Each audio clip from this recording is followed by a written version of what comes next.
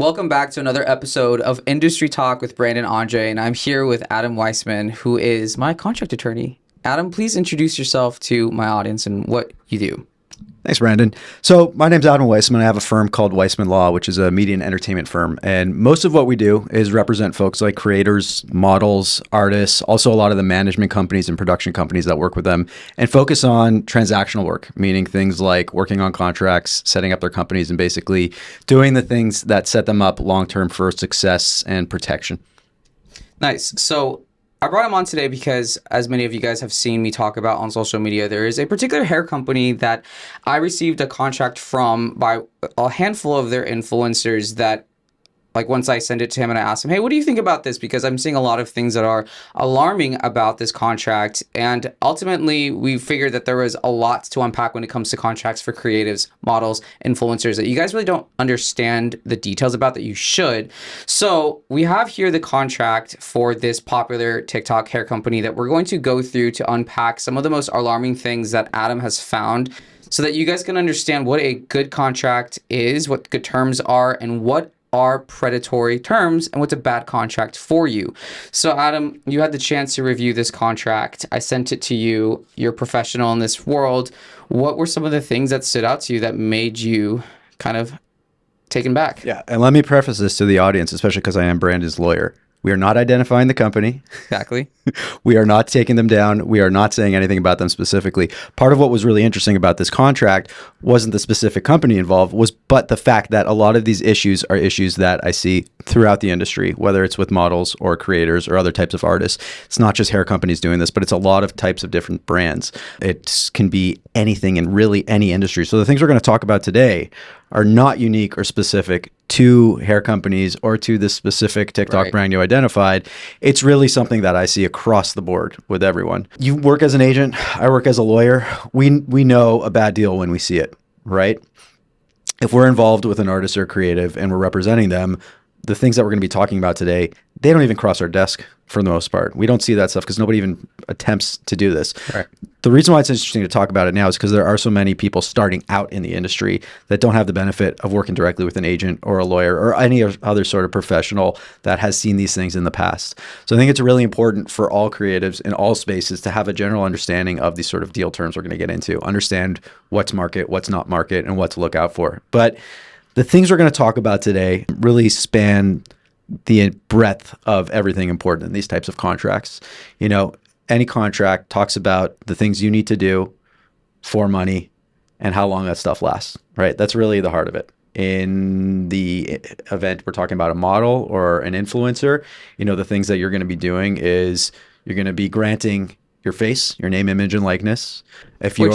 On that note, there's a lot of terms that you guys are going to be hearing us talk about that I'll unpack so you guys can understand. So when any deal involves your face, your body, that is what is known as image and likeness. So you'll see that a lot in contracts. You'll also see that being thrown around when we have conversations, image and likeness, which you should understand that your image and likeness is licensable, and it's also something that you should get paid for when it's used in a commercial sense. So that's one thing that he just mentioned I want to unpack real quick. That's one thing. And then the other thing that is licensable is the actual work that you're putting out there. If you are an influencer or a content creator, you're putting out photos and videos. So you've got a couple of things that you're licensing out at the same time, especially if you're a content creator. You're licensing out all the work that you're doing for this brand, and you're licensing out your name, image, and likeness. And usually those are going to be two separate paragraphs or two separate sections. And it's really important to understand the difference between those, because you could maybe give a license to a piece of content that only lasts a month, but then accidentally give away your name, image, and likeness rights for the rest of your life. Which is what is called in perpetuity. Yes, and that is a word we're going to probably say a lot today. In perpetuity literally means forever. It actually goes beyond your life. It goes for the entirety of the universe, essentially. It's indefinitely. If you are giving away or licensing your name, image, and likeness, and the word perpetuity pops up, it should be an immediate red flag. Now, there are some instances where it makes sense, which we'll talk about in a second. But the bottom line is, if you are in the business of doing something that involves your name, image, and likeness, that is your way of getting paid. You need to make sure that you're not giving away too much. If somebody says, we want to be able to use your name, image, and likeness an unlimited amount of times in perpetuity, that's very, very scary. And unless you are literally the face of a brand and you own a piece of that brand, probably doesn't make a lot of sense. Now, where it does make some sense is, for example, if you are taking part in a commercial shoot and you know that the stuff's going to be put up on social, it makes sense for them to have the perpetual right to keep that original post up forever. That's fine. That's not a big deal. But you have to be really careful and say, okay, what is this being used for? Are they allowed to put it up once in a 30-day period? That's very normal. Are they allowed to put it up an unlimited number of times over a 10-year period? That is not normal. These are the things you need to think about. What is the immediate time period? How can they use it in the immediate versus how can they use it long term? Making those distinctions between those two things are really, really important. The point of this conversation is for you guys to understand how it works, how law and protecting yourself is supposed to look like, and understanding the standard basically, because I know a lot of people who I've had conversations with when it comes to this particular company's contract and in that particular world, you guys are like, well, I'm not making any money. This is an easy thing for me to do. And you guys basically let yourselves like fall prey into a bad contract because you don't know any better, but also because it's good money. But the idea today is for you to understand, well, what is the basic understanding of contracts of image and likeness so that you guys can understand, number one, your value at the industry standard level, not at the level in which you're okay with, because law does not judge things based off of what you're okay with. It judges things based off of the law, the standard. And so as we talk about these things, just remember, we're teaching you what your standard should be, not asking you to change your standard, but just educating you what the standard is. So, well, let me interject on a point that I think is really worth thinking about. You know, I have heard artists come to me and they say, I'm just starting out, you know, I'm not worth that much, et cetera, et cetera. I can take the job for a little amount of money. It's not a big deal. And the thing you need to think about really when it's any of these types of contracts, which have licenses, you know, it's something that extends past maybe you actually doing the work, is this isn't like, you know, a summer job out of high school where it lasts for 2 months and you go, okay, I got paid $1,000 for the summer, big whoop, I can move past it. You get paid $1,000 and then suddenly they have something that can last forever. And yeah, you might be at the start of your career and are willing to take a relatively small pay cut. But if you sign the wrong thing and then suddenly you are successful 10 years later, well, you might have accidentally given away your name, image, and likeness to something that could be used for the rest of your career. And when you are bringing in those really big dollars and you have this old brand who can take advantage of a really unfair contract, it's going to put you in a terrible spot. Biggest thing that I saw, which was really just the saddest, which is the amount of deliverables they were asking for the amount of money. You know, it was saying you have to do 45 posts in a month for, I think it was like $1,000 or something like that. No, that's like $500 or even $300. Yeah, so would be great either way. Yeah. I mean, to be fair, the level of creator that tends to cross my desk, a little bit bigger. They're never getting rates like that. But there's no world where doing 45 of anything for $500 makes sense, let alone making 45 posts. So that's something to think about. And again, you're going like, okay, but I've never been paid for this work before. You have to look at what's market. And if a company is asking you to do something that if you break it down to your hourly and you're getting pennies on the hour, it makes absolutely no sense. How does one, I guess, determine what the value of their work is? Because I think that's the biggest issue that a lot of people, in the comment section when I've posted these videos, they're like, well, it's so easy to make you can make that video in 2 minutes and post, like, and you only have to make 45. That's nothing. So as an attorney, and if you had a client like that who's kind of naive and they don't understand the value of one video post, how do you inform them or inform the audience of what the value is of those 45 videos posted per month? Sure. Well, I will tell you, you know, I would be shocked if a contract like this actually crossed my desk and I was having this conversation directly with the client. Because the reality is, there's a barrier to entry to working with lawyers. And if people are really looking at $500 a month for 45 things they're doing, they're probably not going to a lawyer in the first place. Right. And I don't mean that in any judgmental way. No, it makes sense. That's the reality of it. You know, agents are usually the ones who help set prices, right? They help really you align your value to what you're doing. But the ways to look at it, if we're talking about content creators, for example, it used to be, okay, how many followers do you have? And that was it. But it's changed a lot. And now it really comes down to a mix of what does your audience look like? What type of engagement do they have with you? You know, are they actually going to potentially buy stuff that you promote? Because I can tell you, if you are just a very attractive young woman who's attracting old sad dads, they're probably not buying anything except for feet pics. But that is one thing you need to look at. And then the other piece you need to look at is how much work actually goes into the deliverables that you're doing. You know, are you doing just quick photos with a single photographer at your house? Okay, that might not take more than a couple hours. Are you doing full scale productions and doing actual like 2 or 3 minute videos that have a small crew of people? That could be very expensive and time consuming. So these are all the things you need to think about. Now, what you need to do when you're a content creator is you need to ideally come up with like a rate card that you don't need to present to people necessarily, but you need to have that in the back of your mind. And I think the easiest way to do that is talk to other creators, talk to other people around your level, see what they're charging, because the best defense to making sure that creators in general are not getting undercharged is that all of them are more or less saying the same thing. Which is market value. Yes. Because that's what I've been telling people. Like, you have to understand the value of videos in the market that you're in.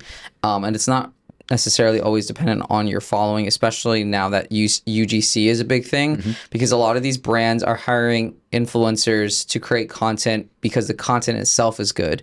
And as we know, someone could have like 500 followers, but one of their videos is getting thousands and thousands of views. If I'm a brand, I'll throw money behind that if it's yielding results.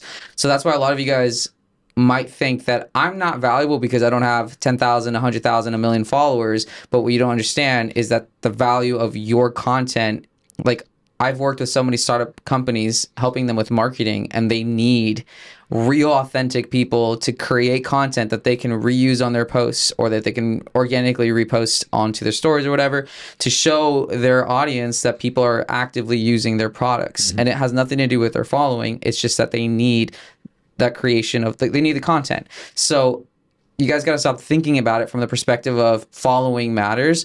That is what they now are using, especially this particular company, because I've been privy to seeing the conversations they've had. They use that as a determining factor, when in reality, they're just, I mean, because from their perspective, 45 videos a month, if one of those videos are showing results in your feed on Instagram or TikTok, they can throw money behind it. They, according to this contract, I believe they can whitelist everything. Yeah, we'll get into that in a second. Yeah, it's true. You know, UGC is that's relatively new as being a popular thing. I remember that popping up in the last 2 years or so as like a real motivating piece for a lot of brands who are just going like, we don't need huge creators. We just need creators, like you said, who are putting together really good stuff so we can just take it and run with it. And it opens up a whole new world for people who, don't necessarily have the following, but are really good at what they do, which is a lot of creators out there who just haven't made it yet. But yeah, talking about whitelisting, we'll talk about boosting and usage and ownership. Now, a really interesting part in the creator space is that ownership, for the most part, tends to fall on the creators. The creators typically get to maintain ownership over their images and their videos. That wasn't always the case. You know, when I was starting in the space about 9 years ago, that was a fight on almost every single deal we worked on. And we ended up kind of getting to a place where most brands were comfortable giving ownership or leaving ownership with the creators. And I say leaving because you're a photographer too, right? You know, photographers tend to own their work, even when they're working with brands. They tend to keep the copyright. And copyright losses by default, you know, if it's not in the contract, you, the photographer, get to own what you're making. Same with creators. And, you know, obviously one of the dirty secrets of the creator space is a lot of them have professional photographers working behind the scenes. We don't talk about that very much. Side note, if you're a creator working with a photographer, please get a good contract in place first. It's because the photographer actually owns your content, not you. But piggybacking actually, anybody that snaps the camera, apparently this is what, like, so I don't want to give you too much power there, Adrian. Even if I own the camera and he snaps that photo, he technically is a copyright holder. You have a contract with your cousin, right? I have his soul, so you know, if he screws me over, I will send it to Hades. I'm just kidding. Adrian, if you need good representation after this, just let me know. So we've gotten to this place where, for the most part, most brands are going to just out the gate say, you, the creator, get to own your stuff, and you give us a very specific license back. There's some exceptions with that. You know, do a lot of deals with Disney, and they never allow that, and that's just what you're going to get when you deal with the mouse. A lot of big pharma companies are like that. Some of the really big liquor brands are like that as well. But I would say 99% of the companies out there are saying, yeah, you get to own it, and then you have to license it to us to be able to use. And that's where things get really interesting. What I'll call standard license in an influencer campaign is 30 days organic. Organic meaning there is no money put behind that post, right? The brand can't boost it. They can't do anything to make it go in front of an audience that is any audience other than their normal audience that is following them. When you start talking about the brand putting paid behind it, whether it's dark posting or whitelisting or boosting or any of these different forms of putting money behind it, you need to go back to the brand and say, okay, that means I'm getting paid a little bit more. Rate, yeah. And the reason you have to do that is because suddenly they're putting it in front of a much larger audience. Social is not one thing.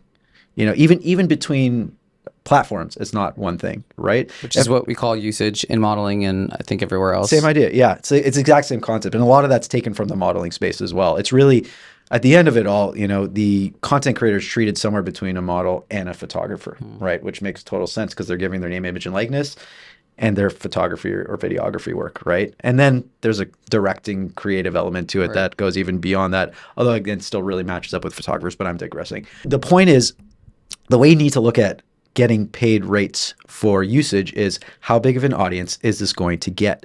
If it is just you and the brand's channel, that's very determinable. If it's you, the brand's channel, and then they're going to dark post it, suddenly it's in front of potentially hundreds of thousands, if not millions more people. What is dark posting? I'm familiar with whitelisting. Dark posting, dark posting is it? when you're basically running it as an actual ad, so it doesn't look like it's coming from anybody's channel. Interesting. Yeah. It doesn't look like it's coming. So it's just you're scrolling on TikTok and you just see it there. Correct. Oh, okay. Yeah, and it's not attributable necessarily to a channel, but it's obviously a social post. Okay, so to unpack this for you guys too, because so when a company works with you and they have an organic, what that basically means is that they can't post it on their feed. They can only share your post from your feed to their socials, but they can't post it onto their feed. They can't run money behind it. That's called whitelisting, when they throw money behind the video that's on your feed.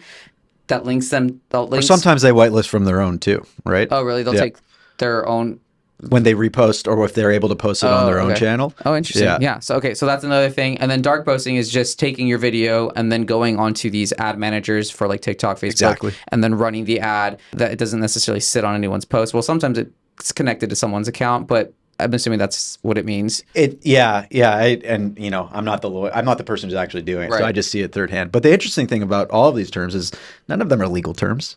They're all made up, right? I remember first using the word organic, and people were like, "What are you saying?" And I'm like, "Well, I guess I really have to explain it." Now you don't have to explain it that much, but you still have to understand it, right? You're dealing with a lawyer who's never dealt with social media stuff, and they see the word organic in a contract, they're just going to go like, what are you talking about? So you have to get really nuanced with this stuff. And I think it's really, really important for every type of creator, and frankly, every model, and anyone who is now getting more into the creator space, because models are being treated like creators very, very often now.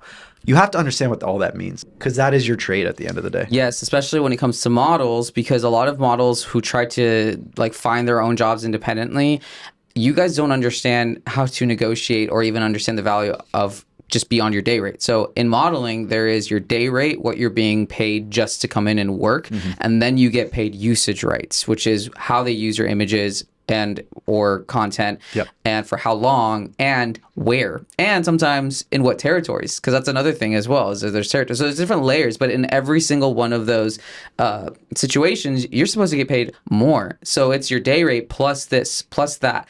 And that's how it works in the modeling, and it also works very similarly when it comes to the content creation space. Almost identical. So when we see contracts like this, which basically say you're getting paid $300 for 45 videos, and they're able to do whatever they want with your content, and they own it forever, and you can't work with another company after the first 6 months for 3 months, what is your reaction? Well, that's another piece that we haven't gotten to yet. Exclusivity. Exclusivity in the context of influencer work makes a lot of sense when you really think about it, right? Because if you are a content creator or influencer, you're promoting a brand, and it would be bizarre as heck for you to turn around literally 5 days later and post about one of their competitors. Right. It would look so inauthentic, right? But you need to think about, if a brand is specifically asking for exclusivity, how much is that going to restrain how you can earn a living going forward? So it makes sense in some context to agree to exclusivity. I would say if you are negotiating it, always ask for a little bit on top to capture that extra restriction you have. But if it's going and giving you a exclusivity period that lasts significantly longer than the actual campaign, it starts getting weird. And you start going, wait, why are you actually doing this to me? It doesn't make a lot of sense. And if the money doesn't match, you could really be hurting yourself. Now, if you're any other type of artist, whether you're a model or anything else, exclusivity almost never makes sense unless you're creating something very specific and very unique, or you're acting as some sort of like brand-facing ambassador for a role. Exclusivity is something really to be careful about. And it's something that when you do start getting represented by agents and lawyers and other things, that's going to be a huge conversation anytime those people see it in contracts. And I'll give you guys an example of what that looks like too, because one of my models was on hold to be an exclusive for debuting in Calvin Klein's New York Fashion Week this season. And what that basically means, though, when you're an exclusive for a fashion show in the context of modeling, is that because he has never walked for any other brand, they basically get to launch his career and launch his name into the global fashion world. And exclusives mean that he can't walk for anyone else, because it's kind of like he's the perfect virgin girl, like I don't know how to, but like, you know, unblemished, untouched. And that's how a lot of new faces, when they get these exclusives by these fashion brands, how it operates. But they get paid a lot, so they get a buyout sometimes for these exclusives. So they don't get paid $500, they get paid sometimes $5,000-$10,000, and they get. The bottom line is they're getting paid a premium. That's what it is. It's a premium on top of their normal work. And that's the way you need to look at it. If I'm being asked to do something that goes above and beyond what I normally do, if I'm being asked to not talk to these people or not work to these people, you shouldn't just agree to that. It should be baked into the price. It should make sense for you financially, because these brands don't have exclusivities. They can do whatever they want. So why should you, the individual, be restrained unless they're compensating you accordingly? Right. So we understand that you guys don't get these terms, and you don't understand your value. And even if you do, you guys are learning right now, you still might not know how to even articulate these things, because like I said, I've seen the conversations and even the mere mention of saying, hey, actually, I think that I'm worth this, and how this particular company just completely like, okay, let's go back and talk to our team and see what they say about that. And then they come back and they actually like value you at 10% of what you actually just said. They don't care, because they themselves either do or do not understand the terms that we're talking about right now. I don't think that they fully do. But the problem is that you guys have created a problem for yourselves as young creatives in the industry. And now you've conditioned brands to think that it's acceptable for you to accept a contract like this. And that's why we're having this conversation, because you're hurting everyone else you're hurting a lot of people that are entering into the world. Because now, if you who are listening, you're being educated, you're understanding what your value is, you're understanding what these terms mean, and you try to go back and try to negotiate with them, they're just going to go find someone that's dumber than you to take advantage of, because you know too much. And now, obviously, not every brand works like them. A lot of brands, I would say most don't. At least, most are trying to do. I wouldn't say the right thing, but they're trying to do the fair more ethically. And there's a reason why, you guys, because this is not sustainable. This is not a sustainable company. That's what this contract proves to me. It's not a sustainable company, because at a certain point, these guys that are all signed, which they all already have, because they're in my DMs wanting to get out of this company. And when you're a company who actually wants to build an effective business, you genuinely want people to like your product, and you genuinely want to find people that are aligned, that love promoting your product because it's so effective. So a lot of the companies that do these things the right way have influencers that genuinely love supporting that company. What's happening with companies like this who do things in a dirty way is they're causing a lot of influencers who may grow even bigger in the future to resent them. And what that causes for their right now might not be an issue for them, but later down the road, those influencers are going to get bigger. And they're going to start talking crap about them, because they're not going to be with them forever, but they're going to grow smarter, because the bigger their audiences get, they're going to get more money, and they're going to understand what contracts should look like, and they're going to reflect back and think, wow, remember when I signed that contract for that one company and they tried taking really major advantage of me, right? You think that they're not going to say something bad about that company in the future? And it's going to make it harder for this company to be able to find new influencers the smarter you guys get. I mean, it's already happening with me talking about it. And I think the thing that I've learned dealing with other companies like that, because I'm not talking about this company specifically, but I've dealt with other companies that come out the gate like that, is they're not thinking about their long-term success either. And that's really scary, because you realize all they're doing is trying to be as cheap and fast as possible to grow as much of an audience. And they're basically hoping we're going to get past that threshold of people realizing that we're, maybe not treating all our people the right way. And when you get to know those companies, you realize they don't treat their employees very well either. Like, everybody's kind of under the boot of these owners. And what ends up happening is, if they don't get past that threshold where, okay, they've got enough exposure from enough influencers that they took advantage of, they're going to disappear in 2 or 3 years anyways. Yeah. And I think a great way for you guys to understand this too is the health of a company. If you guys want to work with a company and have long-term relationship, you need to check the health of the company. Mm-hmm. This contract is a good indicator of the health of a company. This is like a cancer, basically, because this isn't just showing people how they treat their influencers, but it's a good indicator of how their internal structure works, and not just this specific company, but any company, because there are ethical, good ways of building a business, and then there are unethical ways. And unethical companies do not last very long. Either they go through an entire restructure or they fall apart, because new companies emerge who have better structures, better ethics, treat influencers better. And you know how easy it is for another competitor to come out and treat their influencers so much better for them, the influencers that work for this company. Like, why am I working for this company? Boom, everyone's going to stop working for this particular company and start working with the new one. So it's not just bad for you guys, it's bad for them, but it's probably going to take a while for them to realize it, because they're going to be hurting eventually. They're not going to change. And I will say one thing I do see to kind of like give some brands a little bit of an out is a lot of times you'll have these new brands with people who are maybe really good at creating their merchandise and distributing, right? But they don't know how to run a company. And they bring in a lawyer who maybe has never worked in the influencer space either. And that lawyer goes, I'm going to give you the best damn contract I can find. And it ends up being this hyper aggressive unilateral thing that really only benefits the company and not the creators. And then somebody like me or some of my colleagues step in and go, whoa, this is so out of market. And they're going like, yeah, but it protects our company. And that's sometimes a function of bad lawyers or bad accountants or bad professionals who don't have the context of the industries as well. Like if you had approached me before I started working in the creator space, the contract I probably would have created would have been totally different than something I would create today, right? It probably wouldn't look very fair, but I know now from having been in the space for pretty much a decade, like what you need to look out for and what you need to put in those contracts to be reasonable while still protecting the brand. And that's something to think about too. And a lot of times it's just like bad advice is what gets some of these brands in these places. Okay, so on that note, if you are a company that wants to get into the space the right way and treat influencers the right way, what advice would you give them in order to create a contract that does both benefit both parties? Because ultimately that's what you're hoping as a company and as an influencer to get from this relationship, is for you to benefit and for them to benefit and it to be mutual. How would you encourage future business owners who do start companies to do this the right way? Yeah, talk to lawyers who've done this before and say, hey, can you build a template with us that protects us but also is fair? And the thing that we do see in most influencer agreements now that didn't exist 5, 6, 7 years ago is there's a wild level of control that brands have in what is allowed to go out, right? They are hyper aware of what needs to happen in terms of Federal Trade Commission disclosure, which is the hashtag ad and all that similar stuff. They are hyper controlled over what's going to be in the caption, over things that they don't allow. They say, hey, you have to run this post by us like 3 times before it goes live. And if anything goes wrong once it is live, you have to take it down immediately if we ask. Those kinds of things seem very restrictive, but everybody understands why they have to have them, right? So those are the things that you should be really tough about when you are working with influencers from a brand perspective. I think that's okay. I get it. I've been on both sides of it and that makes sense. But the things that you do need to make a little more fair and balanced are, A, the deal terms need to match market, which is everything we've been talking about up until now.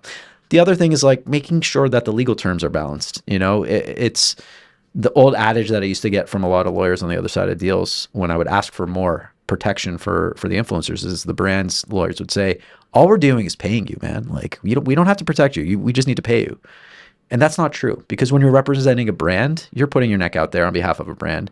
And you as an individual influencer are a much easier target for people if something goes wrong with the brand. So knowing that like if, for example, let's talk about hair care. Let's say shampoo makes everyone's hair fall out and you as an influencer have been promoting it.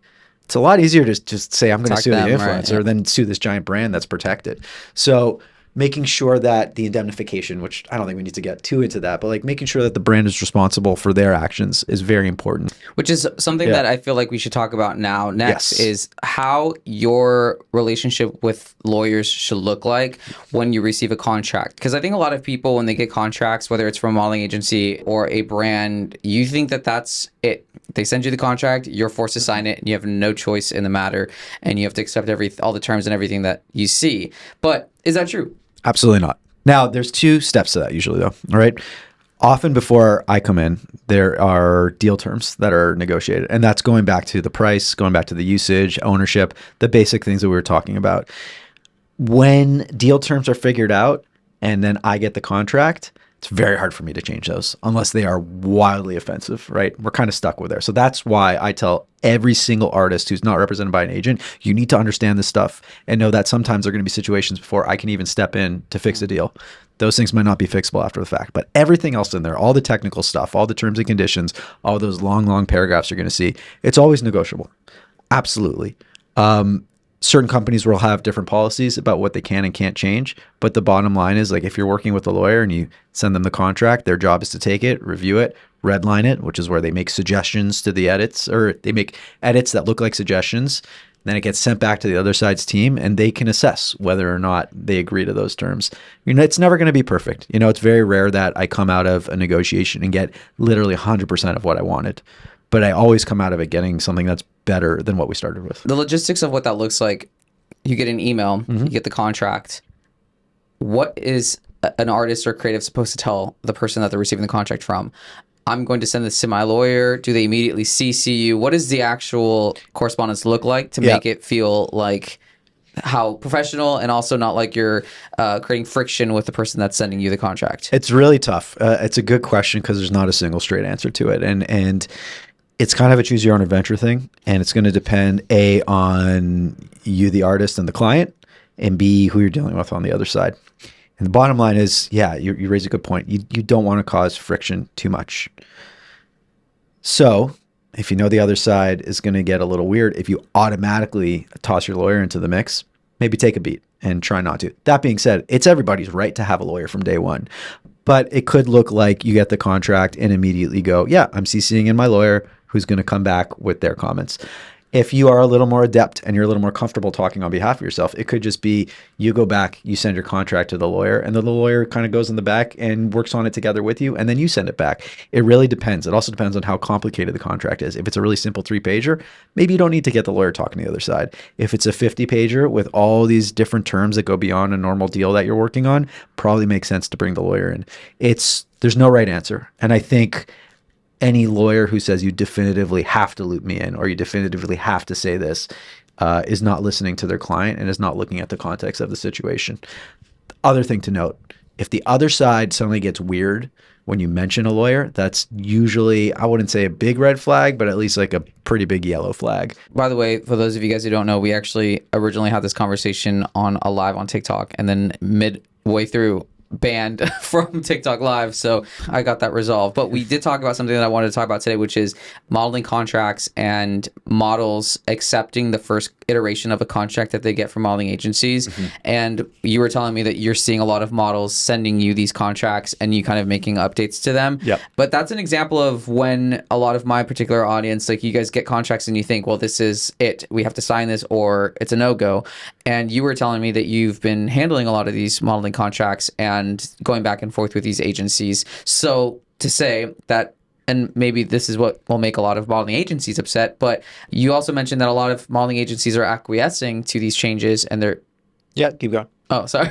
Keep going. I'm listening. That they're acquiescing to these changes, which surprised me because I didn't know that they would be yielding to them. And that's good because there's some terms in these modeling contracts that I'm not a fan of that I am glad that some people are fighting to remove and to kind of make it a little bit more fair and balanced.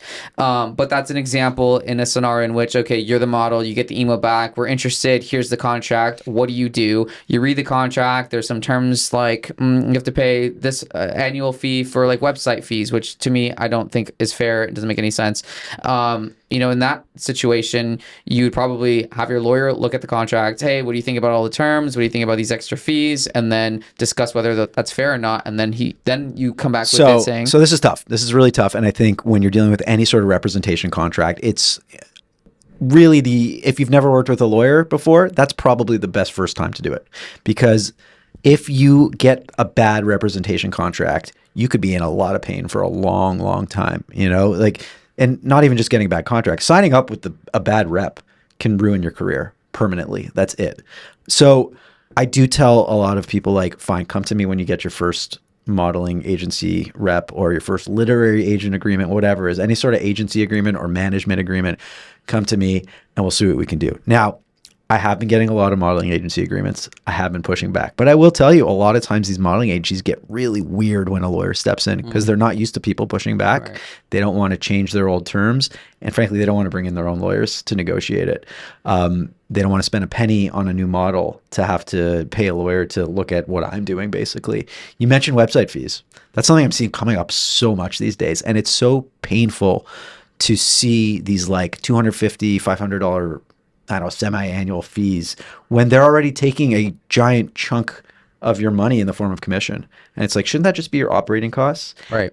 And frankly, unfortunately, I've actually lost on those points where the modeling agencies or the different types of agencies are just like, nope, every single artist or every single talent has to pay this. And it's wacky. It's really wacky. I think it kind of goes back to what we were talking before about, you know, models trying to unite and push back universally against these things. Not every model is going to hire a lawyer to do this, but every model could identify anytime they get that, hey, I don't like that. Right. The bottom line might be that the agency says, too bad, you have to take it. But if enough people say it, Right. eventually it's going to start sticking in their heads that this doesn't make a lot of sense. Which is kind of then the next point, because how do we make changes when we are the creatives and we see things in contracts that we don't like? Like, obviously, step one is educating everybody. Yeah. But beyond that, creating alliances. I mean, obviously, there's no unions in modeling, but like, is that really the only way to be like? You tried to make the change as a lawyer. This is what we want, but they could say no. So that's the other thing to also consider is that they could see what your changes are and be like, yeah, we don't agree with this. And well, I know you're coming from LA, but I don't know if you've been following. There is a new model registration act that came into effect last year for New York. Really? Yes, that requires registration if you're operating in New York as a modeling agency. It doesn't fix everything, but it does create some minimums that are certainly better than a lot of outside agencies I've seen before. So that's a way, you know. Wait, so registration. So if you're a modeling agency, you have to register, right? So Yes. can you explain what this is? There's a registration form you fill out online, and then you're registered as a modeling agency in New York, and you have to maintain a number of minimum standards, which truthfully I'm forgetting off the top of my head. I looked into them for a few clients a few months ago. I will say this. I do have a bunch of modeling agency clients. All the ones I work with were already meeting those minimum standards, but it will make the industry better overall for a lot of agencies that maybe aren't meeting those standards. That being said, that's a bit of an anomaly and it does not capture everything. And that's not going to happen for the most part for most issues that we're talking about. But I think part of it is this notion of a united front. You know, a lot of the problems I'm seeing in the modeling space and other spaces, frankly, I think funny enough, the literary space actually has a lot of parallels to the modeling space. And one of the big parallels I see is you have a lot of this old guard who have created contracts and created a way of doing things that they've just been doing since the like 80s and 90s. And just by virtue of age, they're on their way out. And I'd like to think that the younger generations are kind of a little more ethical in the way they're doing things. Things are more exposed. You know, social media is a great equalizer for getting the word out when people are getting taken advantage of. That didn't exist 20, 30 years ago, right? So I feel like a lot of these agencies are sort of aging out to some degree. Mm-hmm. That's not to say there aren't newer agencies and people like closer to our age who are doing really nasty stuff, but it feels like a lot of the issues I see when I get serious pushback, when I get people saying, sorry, we don't accept a single edit to our contract, it's usually people who've been doing it for decades and decades and decades. Ego. It is. That's a big part. That's honestly a big part of it too. You know, I've had this is going into the literary space. I was representing a writer who was just was signing up with a random agent who lived out in Long Island, who'd clearly been doing it since like the 60s. And I marked up the contract and put some very normal things in it. And this person basically was just like, no one's ever marked up my contract. I'm not accepting this. And fortunately, the author actually decided this wasn't worth it and she walked away. And this guy blew up at her. And it was the best indication that she made the right decision. Right. So the stuff happens, you push back. Sometimes you realize, oh, it actually shows these people's true character when you push back like that. Of course, unfortunately, in many instances, they are the gatekeepers. So it's really tough when you get in those situations. Today's podcast is brought to you by me, Brandon Andre. If you're a model who wants to become a working model, then you need to enroll in my Model Masterclass today. In my online class, I teach models how to make more money by showing them how to manage their careers as a business. From getting signed, to building a portfolio that gets you jobs, to building an audience on TikTok and Instagram, then monetizing it, to learning how to win the favor from your agents and casting directors, to learning how to brand yourself on social media, and how to lure in brands and brand deals to increase your income as a model. Getting signed doesn't mean you'll get work, but learning how to run a business does. So enroll in my model masterclass now by going to my website at brandonandrephoto.com. So as we talk about contracts and when to send it to an attorney, right? We do want to avoid friction that you have with the person that's sending you the contract. And an example of that is I was talking earlier with a model friend who just recently got let go from his modeling agency because he accepted jobs twice outside of his agency. And I was telling him, look, agents don't want to deal with people that they perceive to be a headache. And so one of the indicators if I'm an agent is if you're giving me problems, especially if I have an ego, because agencies have egos, you're giving me problems with this contract already, you're probably going to give me a headache with everything else when it comes to our relationship. And models are replaceable. So it's not like you're special as a model. Unfortunately, everyone likes to think that they're special when it comes to these things. But realistically, people usually like to manage someone that is yielding, submissive in a way, and not going to be a headache for them unless you're like exceptionally talented. So keeping that in mind, what power do models and people really have when it comes to negotiating a contract? Look, they have a bad bargaining position. I totally get that. And I think that you do have to be careful. Like we said, you have to watch out for friction and not causing too much of it. Now, I'd like to think of the contract negotiation as a sort of isolated thing off to the side that is not representative of your entire relationship with your agent. That being said, I recognize a lot of people are not going to do that. Now, one thing that is helpful in those situations, especially if you are a model who's not overly confident, and I don't expect models to have the confidence of a lawyer, is just go, my lawyer is going to talk to you. And ideally, there's that separation there. That would be the ideal world where the lawyer can say whatever they need to say, and there's a separation, and the agent is not thinking of the model as a problem when the lawyer is the one arguing. And the other piece too that you have to be really careful of, and this kind of goes back to what I was talking about with like content creator contracts, is understanding market and understanding what makes sense. Sure, I could take a modeling agency's agreement and tear it apart, right? I could probably find issues with every single sentence if I wanted to, because that's what we do as lawyers. But you need to know when to exercise restraint. And you need to know that by having worked in the industry long enough to know what is market and what's not. It's not just what's the best from a legal position, but also what makes the most sense. Now, going back to this example of like a website fee or like a $250 a month portfolio upkeep fee, which I have seen as well, that's a tough one. It's really tough because somebody somewhere decided that that's normal for some agencies to do. Me as a lawyer, I'm going like, that doesn't make a lot of sense. And that's sometimes when I have to walk away and just go back to my client and be like, look, that's how they run their business. There's no way of me changing that. Other things where I have gotten pushback, which are really tough, is the concept of an audit provision, if you're familiar with that, which anytime somebody's collecting money on your behalf, so any type of agent, in theory, you should have a paragraph in that contract saying like, hey, if I'm really worried about you not actually representing what you're collecting on my behalf, I can send an accountant in to look at those books specifically.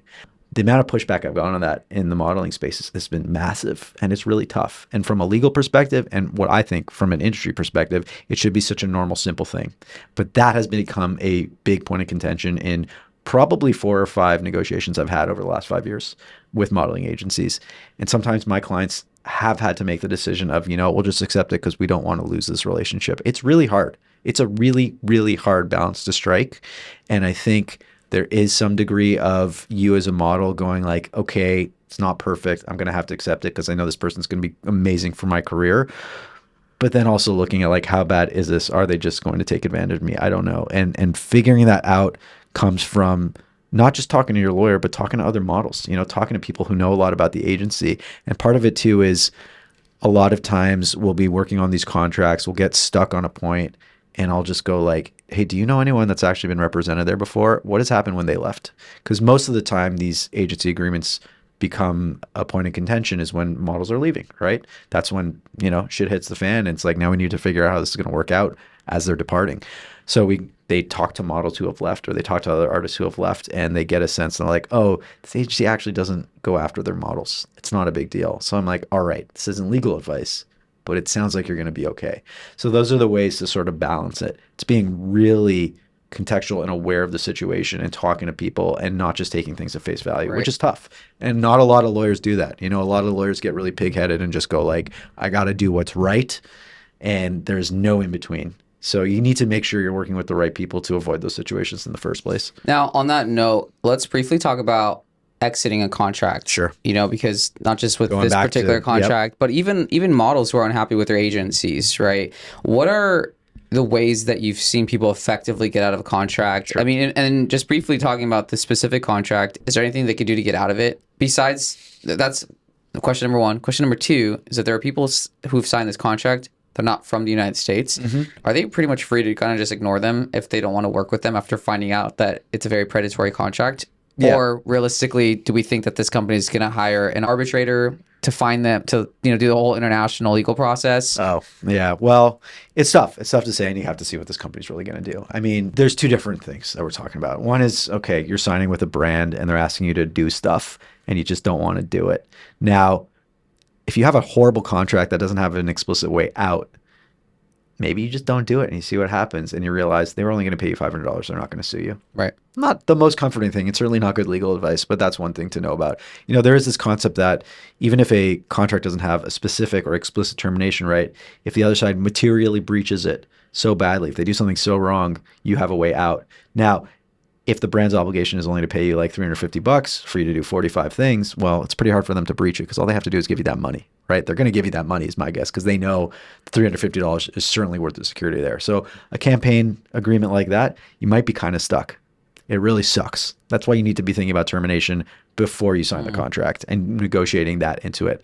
Now with an agency agreement, Wait, so going back to the thing before that, the brand that's agreement. in terms of someone that's an American. But now when it comes to contracts in different countries, Sure. how enforceable are those? They are, it depends on the country. It depends on the treaties between the countries. The contracts are usually going to say which country's law gets to determine how the thing plays out and where the lawsuit would happen.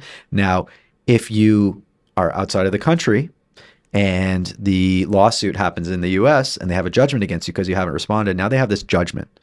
And in theory, depending on what country you are in, they could go to you to get the judgment enforced in your country. But that costs the brand It all how costs much money? Like how much are we Thousands and thousands of dollars. the So likelihood of a brand doing that? is very low, especially if their investment was $350 to begin with. Right. So I have a feeling you're talking about somebody that might exist in real life. And I'm not going to say you're 100% in the clear if we're talking to you or about you. But, all things being equal, if you're balancing the cost benefit, it's probably not worth them to go after. So I will say this, like as a lawyer, a lot of what we do is I have to tell you the reality of the law and what could happen. But then you as the client, it's your job to take that and go, okay, this is how I'm going to assess the risk and this is the decision I'm going to make. So it's not that a lawyer is going to tell you what you have to do. A lawyer is going to give you the tools to help figure those things out based on the likelihood of you being okay or not. Going to the agency thing goes two ways. A lot of more old school agency agreements will lock you in for 2 or 3 years, right? Those are really hard to get out of before the term is up. In the creator space and in other types of artist management, a lot of representation is now saying, I don't want you to be stuck with me if you don't want to be here, which, legal opinion aside, as someone who just loves working with artists, I feel like that's amazing because why would you force someone to stay with you if they don't think that you're serving them well? Right? So if you have that situation, great, easy. Maybe you'll get a 30-day window that you have to give a termination notice and you can walk away and that makes no headache for you. The ones where you are locked into a 3-year contract and let's say you're just towards maybe year 1 and there's no explicit right for you to terminate, that's where things get tough. You can, like I said earlier, always terminate if there's a material breach and an agent has a lot of duties to you and obligations to you, right? So maybe you hire a litigator, definitely not somebody like me. Hire somebody who's angry and is going to theoretically go to court to basically threaten this other side and say you failed and you have to identify things they've been doing wrong. It has to be very clear things. It can't just be like, oh, I don't like them and they're mean to me. It's like, no, they're not meeting their end of the Which should contract. also then mean if you guys are engaging in a relationship with a company and you are unhappy with things, document them, track them. Absolutely. So, because when you are at the point in which you want to levy a case against them, you have to have proof that they did something that... I should have said that. Yeah. I should have said that. It's true. So, yeah. welcome to my new law firm. But it's true. If you think they are failing in their job to you, every step of the way, you should be writing that down. Or even better, send them an email saying, this is what you just did wrong, right? Maybe you don't want to cause that much friction, but still recording it so you have proof of it later on, or at least so it can jog your memory later on is important. And then you would go to a lawyer and the lawyer would look at the totality of the evidence that you presented them and they go, let's give it a shot. Let's see what happens. It doesn't always work. And the really tough part is how expensive it can be to actually sue over that if you have to. And the reality is a lot of these agencies are going to have a lot more money in their pockets to fight you than you are to fight them. So it's tough. It really goes back to first principles of make sure who you're getting into bed with, and make sure that you kind of trust these people to some degree. And most importantly, honestly, talk to other people, talk to other artists, talk to other models, get a sense of what this agency is like or what this brand is like, or whoever you're going to be collaborating or working with. If there are ways you can find out about how other things went down with other people that work with them, that's going to be the best information you can get. But this kind of goes to show why it's important to have a community in each of these industries, because you really have to talk with other people. You can't do this solo. Like, as much as you want to like be the guy that, you know, became super successful in a field without anyone's help, like, you do need to talk with other models, other influencers, and hear feedback. What was your experience? Like, what are your rates? Which, you know, even talking about market value, right? Understanding like what is the rate value of posting one video or of an e-com job for an 8-hour day. Like, what are the basic rates? Like, that's how you can kind of understand what your value is based upon. And anybody that is offering you something less than that is not going to be good for business long term, and it's not someone that you should work with. But again, it's tricky because when you guys don't have a lawyer, then you can only really depend on word of mouth by other people and their testimonies, or ChatGPT and online searches. How reliable would you say ChatGPT is, you know, for basic stuff? I haven't been on a podcast or done a panel in 2.5 years now without talking about this, which is fine. How reliable is it? It's really good for getting a first sense of things, is the way I kind of frame it.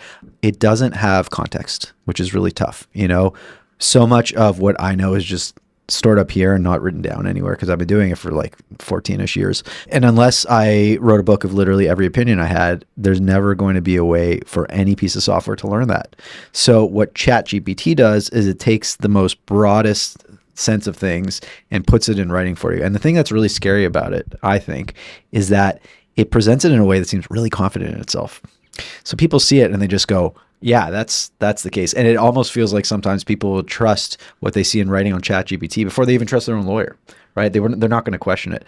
So use it to kind of like maybe help your gut check with some stuff, but do not trust it wholeheartedly. It will say things that don't make sense. You know, this is getting off topic a little bit. I had someone reach out recently going, Adam, I found these 3 cases, the names of these 3 cases that I feel like would be really helpful. And I go, okay. He goes, can you look them up for me to like actually find them so I can read them? And I had a junior help me find them. And the junior comes back and goes, I can't find them. This guy's really smart. And I go, give it one more shot. Look a little bit harder. Comes back an hour later. I really can't find them. I don't think they exist. And I go back to the guy and I'm just like, hey, where'd you get the names of these cases? And finally he's like, Gemini. And I'm just like, man, you can't just stop there. If you had spent 3 extra minutes Googling whether these cases existed, that alone would have already told you they don't. And so first principle, it's okay.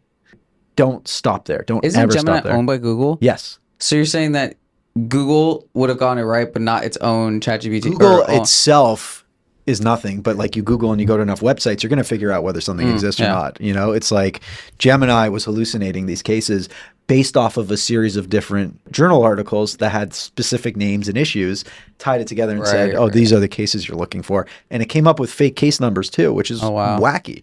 But all that being said, you know, ChatGPT can be helpful.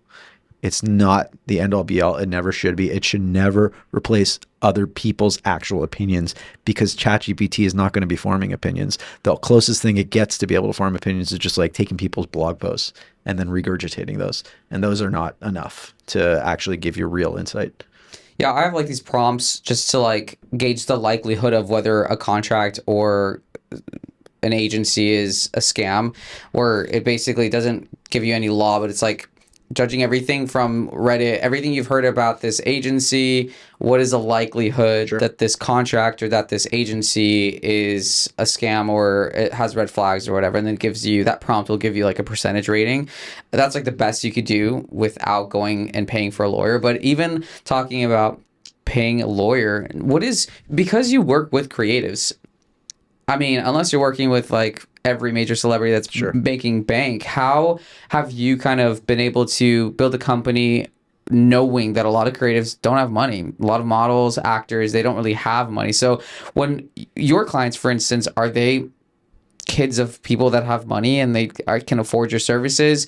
Or what is your, I guess, encouragement to those who want to go about things the right way, but they may not have the funds for lawyers? Is that just kind of like a layer of accessibility that one gets to once they're making enough money? The reality is, like, if you were to give me an artist today and you wanted me to do everything for them, it would be prohibitively expensive, right? Unless they already had a very successful career, or at least they were earning a decent living themselves. I think a big part of it is getting a bit of legal understanding under your belt, not to be able to figure these things out, but know when to issue spot, know when to go like, okay, I need to start thinking like a lawyer, and know when to reach out to one. You know, if you're getting like $2,000 campaigns coming across your desk all the time, it's not going to make sense to hire a lawyer. I get that, because a lawyer could easily eat through those fees if the contract is complicated. But learning the sort of first principles that we were talking about at the beginning of this talk is going to get you to a point where you get bigger and bigger deals, and eventually be able to afford the lawyer in that respect. Now, if you're a model, you know, I don't expect you to, and you're self-represented, I don't expect you to be going to a lawyer for every like just shoot that you get, right? It's not a lot of room for negotiation, and you're not going to be getting paid a lot.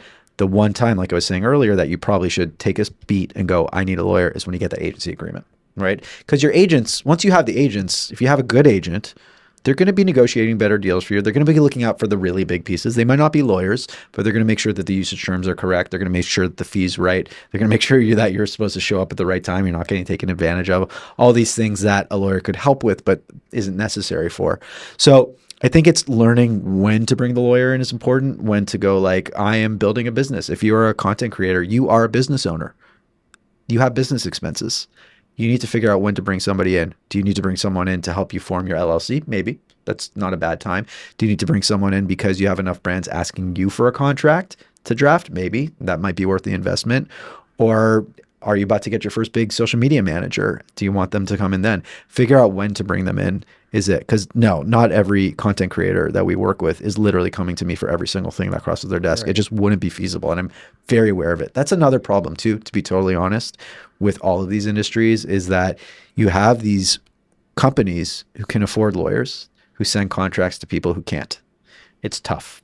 I don't know what the solution is there. Standardization is a big one. You know, associations that can form is probably another one, and getting help. There are associations in other industries that have helped to standardize agreements, but there are other industries that have a lot more sway, I'll say, right? Mm. You know, independent commercial producers have an association across the US that have implemented templates and really help push back when they're dealing with agencies, which is really, really useful. And I'm affiliated with them, and it's wonderful to see that. But they already have a lot more bargaining power than your average model or your average content creator. So all that being said, you know, it's about education. There's some really good, easy to read books out there that I would encourage every model to buy.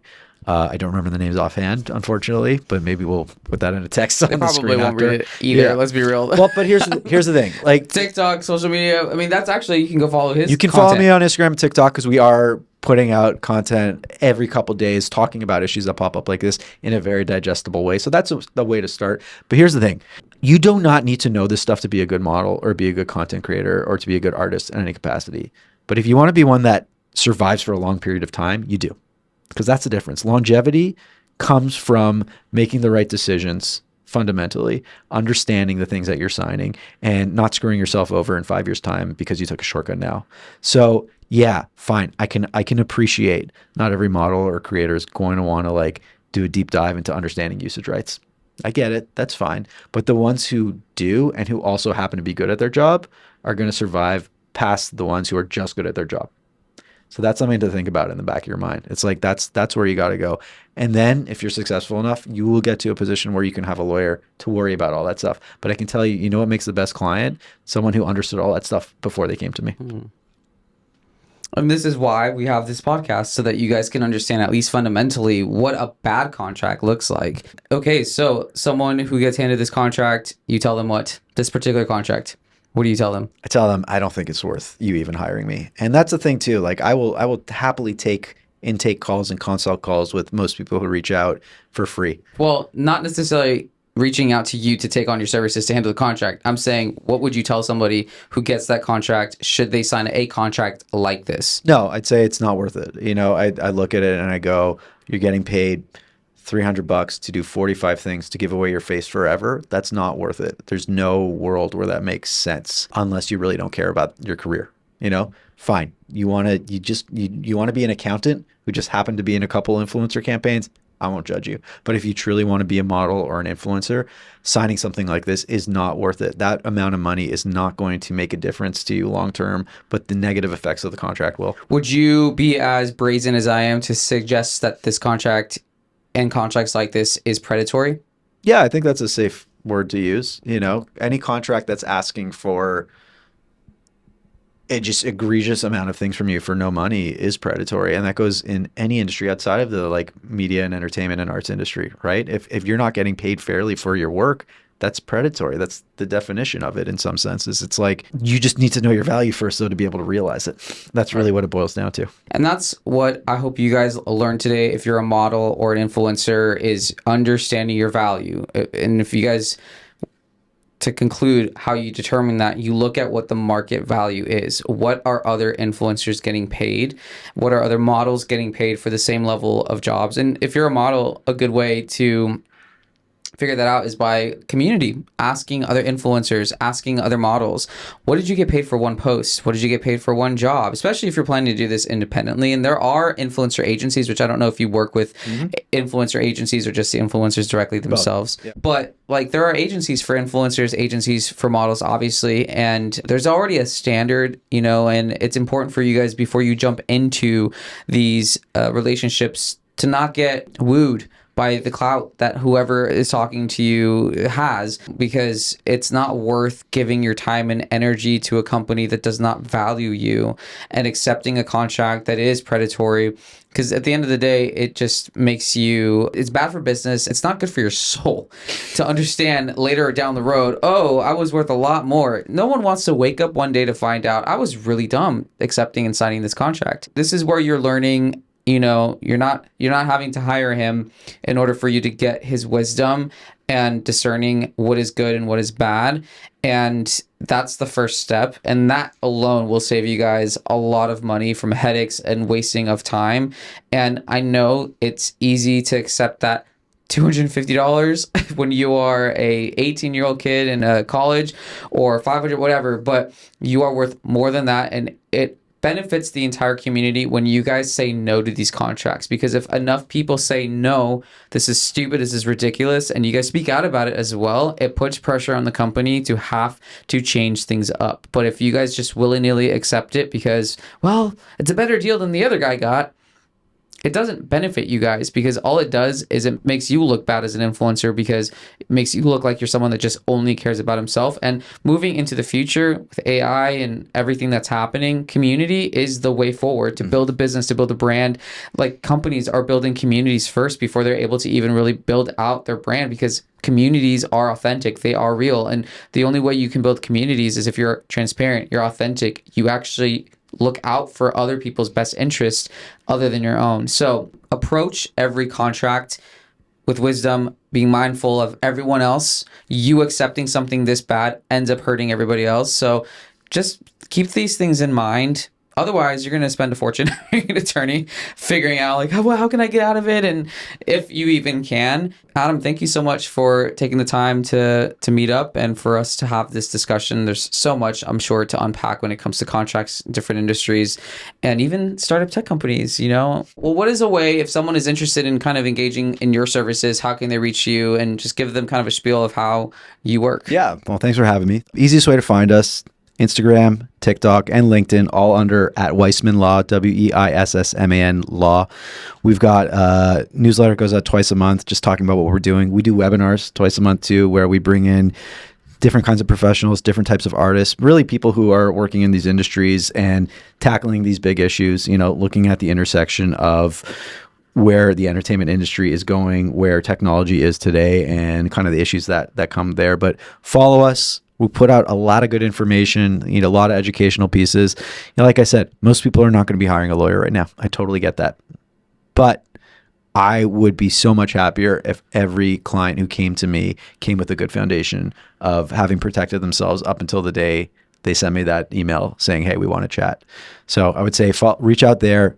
Happy to respond to DMs anytime. Always open to a conversation. Also, you guys, if you're planning to be a successful influencer or a successful model, you should be planning to have a good lawyer. There's no way, I think, that if you ever plan to be successful, that you can avoid having a lawyer. And a lot of you guys want to be famous and rich. So you should already have in the back of your mind that a lawyer is going to be something that you're eventually going to need. Maybe not right now as you're starting out, but just like you want to have that Lamborghini and that house, you should have a lawyer. So that's going to be inevitable if you want to be successful. Would you agree? Sure. Self-serving, but I would say yes. But I think the way to look at it is if you want to grow, you need to know who your team is going to be. And it's not just lawyers. Before you get a lawyer, you're probably going to want an accountant, which is a lower barrier to entry. They look at your numbers. They make sure you're doing okay tax-wise. Even though social media has made success and fame way more accessible than it has been, the gatekeepers have been removed in a big sense in entertainment. Like, you still need to know when to bring in a team. If you're a very successful creator and you're spending your time doing everything a lawyer should be doing, you're wasting your time. If you are doing all your taxes instead of an accountant when you should be working, that's taking away time. Eventually, if you get big enough, you will find an agent who will be pitching you so you don't have to do that yourself. There's all these other people out there who are there to support you. And I think acknowledging that they're not there to take advantage of you, like the right team is just going to help you grow is a massive thing to realize. So yeah, sure. It's a great goal to eventually know that you're going to be working with a lawyer at some point, but it's also a positive thing. And I think having worked in the entertainment industry for so long, we have all these concepts of what lawyers are like. There's a lot of good lawyer jokes out there for good reason, but like, go out there, find the ones that work for you. They're all just people. They all are different. And when you find the right one, you're going to be like, oh, I actually want this person to be working with me. And that makes a big difference. Right. That's awesome. Okay, Adam, thank you so much for being here today. And that wraps up today's episode. Thank you guys and see you next time. Thanks for listening to today's show, and don't forget to hit that follow button to be in the loop when a new episode drops. Be sure to check out my model masterclass by visiting my website, brandonandrephoto.com, or by clicking the link in my bio on Instagram @thebrandonandre.